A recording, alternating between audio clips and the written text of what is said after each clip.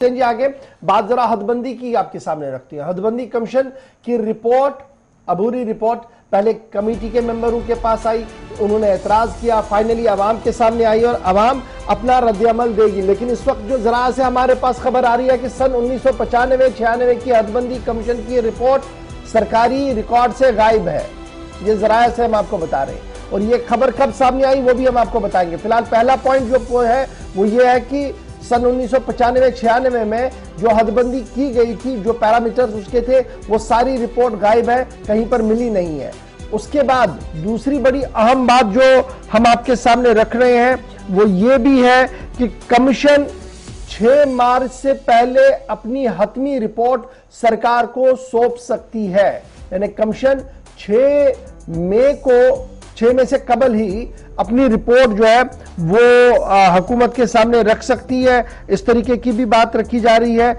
और कमीशन ने जब अपना काम किया तो उन्होंने सिर्फ एक पैरामीटर को नहीं देखा है, बल्कि कॉन्स्टिट्यूशन जो है, आईन जो हदबंदी कमीशन का है, उसके मुख्तलिफ शिकों को देखते हुए entire union territory Jammu Kashmir को एक यूनिट में देखा है। अब आप समझ रहे होंगे कि ये एक यूनिट में देखने का मतलब क्या है कि हम बताते हैं कि सूबा कश्मीर और सूबा जम्मू, और फिर हम सूबा कश्मीर को अलग से देखते हैं और सूबा जम्मू को अलग से देखते हैं। हदबंदी कमीशन ने सूबा की सियासत को तर्क करते हुए इसे एक यूनिट में देखा है और उसी को बुनियादी पैमाना करार देकर आगे बढ़ी है। ये एक बात है जी। और दूसरी बात, जो पैरामीटर्स की लगातार बातें हो रही थी कि जनाब हदबंदी कमीशन ने अपने पैरामीटर्स को पूरा नहीं किया और वो कहीं और से बना रही है, तो जरा जो हमारे कमीशन के है उनका मानना है कि कमीशन ने जो कुछ भी किया है वो आईन जो कमीशन का बताता है उसी को देखकर किया है। और उसमें यह वाजिया है कि आप सिर्फ आबादी के तनासुब को बुनियाद बनाकर तकसीमकारी नहीं करेंगे।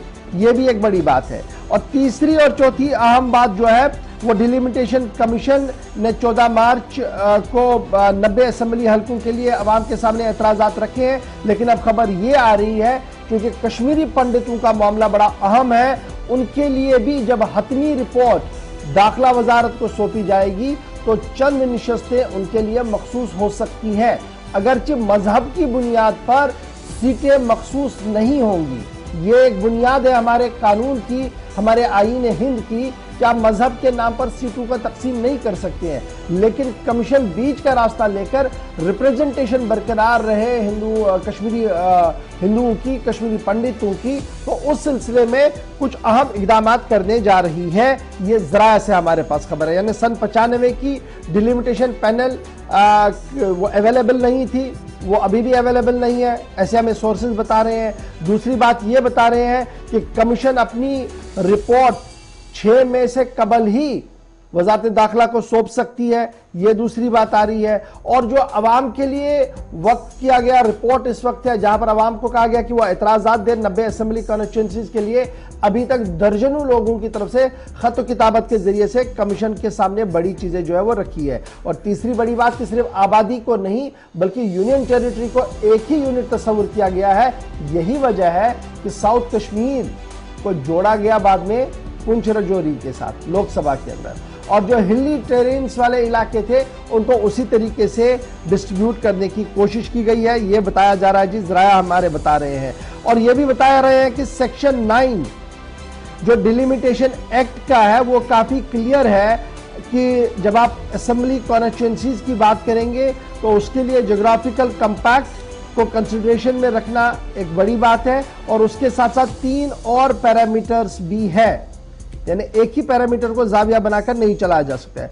कमीशन की तरफ से यह साफ कर दिया गया है कि हर एक पहलू को देखने के बाद लोकसभा के लिए और स्टेट असेंबली के लिए जो हदबंदी की गई है वो अवाम के सामने है। ताहम अभी तक कोई बड़ा एतराज अवामी नुमाइंदों या अवाम की तरफ से सामने नहीं आया। जितने भी एतराजात आए हैं वो नाम को बदलने को लेकर है या कुछ इलाकों को कहीं और जोड़ने के हवाले से है, बाकी कोई बड़ी तरमीम नहीं है। तो लेट्स एक्सपेक्ट कि 6 मई से कबल ही रिपोर्ट जो है वो हुकूमत को सौंपी जाएगी।